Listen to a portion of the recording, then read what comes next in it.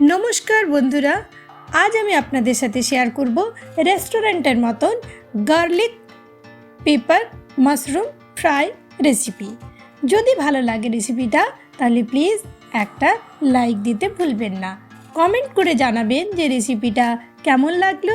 আর চ্যানেলে যদি আপনি প্রথম হন তাহলে প্লিজ ফুল ভিডিওটাকে ওয়াচ করে চ্যানেলটাকে সাবস্ক্রাইব করতে ভুলবেন না।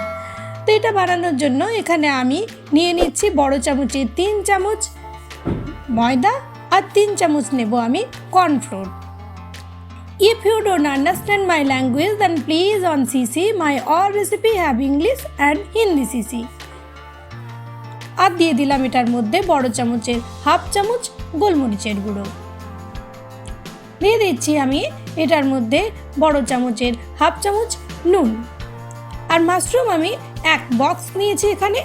এটার মধ্যে আমি এখন একটু করে জল দিয়ে ব্যাটারটাকে আমি বানিয়ে নেব। ব্যাটারটা খুব একটা পাতলা বানাবেন না, কেননা মাশরুমের মধ্যে জল থাকে, আমরা সবাই জানি। পরে যখন মাশরুমগুলো অ্যাড করব তখন কিন্তু অনেকটাই এটা জল রিলিজ করবে, তাই এরকম ঘনত্বের এর ব্যাটারটাকে আমাদের বানাতে হবে। এইভাবে আমি মাশরুমগুলো কেটে নিয়েছি। এই মাশরুমগুলো অ্যাড করে এখন আমি ব্যাটারটার মধ্যে ভালো করে এগুলোকে একটু কোট করে নিচ্ছি। এর বেশি আমাদের ঘনত্ব হওয়ার দরকার নেই। দেখুন খুব সুন্দরভাবে মিশে গেছে। এইবার আমি এগুলোকে ফ্রাই করার জন্য একেবারে রেডি হয়ে গেছে। আপনারা চাইলে এটার মধ্যে একটু গার্লিকও দিতে পারেন। কড়াইয়ে আমি এখন তেল গরম করে এক এক করে মাশরুমগুলো দিয়ে দিচ্ছি। মাশরুমগুলো আমি ভালো করে ফ্রাই করে নেব। প্রথমে লো ফ্লেমে 2-3 মিনিট, তারপর মিডিয়াম ফ্লেমে ভালো করে ক্রিস্পি করে নিতে হবে আরও 2-3 মিনিট রেখে।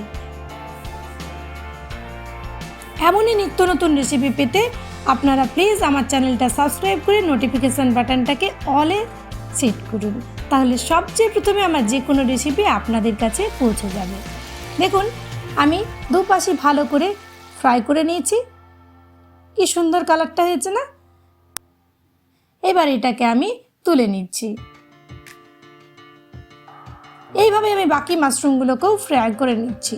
তবে ভাববেন না যেন যে ফ্রাই করেই আমাদের রেসিপি রেডি হয়ে যাচ্ছে। এটাকে আমি আরও একটু টেস্টি বানাবো। তবে হ্যাঁ, আপনি এইভাবেও খেতে পারেন কিন্তু। এইবার আমি মাত্র 2 চামচ তেল গরম করে নিচ্ছি। হোয়াইট অয়েলের ইউজ করেছি সমস্ত রান্নাটাতে। এখন আমি রসুন কুচি করে নিচ্ছি বেশ খানিকটা। এগুলো যেগুলো আমাদের রসুন বিক্রি হয়, রসুন পাতার মধ্যে রসুন থাকে সেইগুলো, আর নর্মাল রসুন দুটো মিলিয়ে আমি ব্যবহার করেছি। এখানে 3 চামচ রসুন চপড, 1 চামচ ছোট চামচের গ্রেটেড আদা, আর 2টো লঙ্কা। লঙ্কাটা আপনারা এর চেয়ে বেশিও দিতে পারেন, কিন্তু এটার মূল ইনগ্রেডিয়েন্টস হচ্ছে গোলমরিচ। দিলাম নুন সামান্য পরিমাণ, আর দিয়ে দিচ্ছি আমি বড় চামচের 1.5 চামচ গোলমরিচের গুঁড়ো বা পেপার। আপনারা চাইলে ঝালটাকে লঙ্কাটাকে কম করতে পারেন, কিন্তু এই রেসিপিটাতে কিছুতেই কিন্তু গোলমরিচটাকে কম করবেন না। যে ব্যাটারটা আমার বেঁচে ছিল সেই ব্যাটারটাও আমি এখন এটার মধ্যে দিয়ে আরও এটার মধ্যে আমি 3 চামচ আন্দাজে জল দিলাম, বড় চামচের 3 চামচ। একটু নেড়ে চেড়ে নিচ্ছি। সমস্ত রান্নাটাই কিন্তু এখন আমার লো ফ্লেমে হচ্ছে।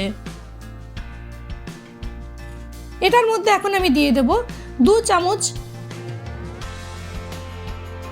সোয়া সস, 1 চামচ টমেটো সস, আর 1 চামচ রেড চিলি সস। আপনারা গ্রিন চিলি সসও ব্যবহার করতে পারেন। একটু আমি মিশিয়ে নিলাম ভালো করে। এটার মধ্যে সমস্ত কিছুর আমাদের রেডি হয়ে গেছে, পুরো সসের মতো একটা ব্যাটার হয়েছে। এইবার এটার মধ্যে একটু রসুন পাতা অ্যাড করলাম আর দিয়ে দিলাম আমাদের ফ্রাই করে রাখা মাশরুমগুলো। একটু নেড়ে চেড়ে নিচ্ছি। ওপর থেকে আরও আমি বড় চামচের হাফ চামচ দিয়ে দিলাম গোলমরিচের গুঁড়ো, আর দিয়ে দিচ্ছি উপর থেকে রসুন পাতা। ব্যাস রেডি হয়ে গেল গরমা গরম স্টার্টার। এনজয় করে নিশ্চয়ই খান। ধন্যবাদ।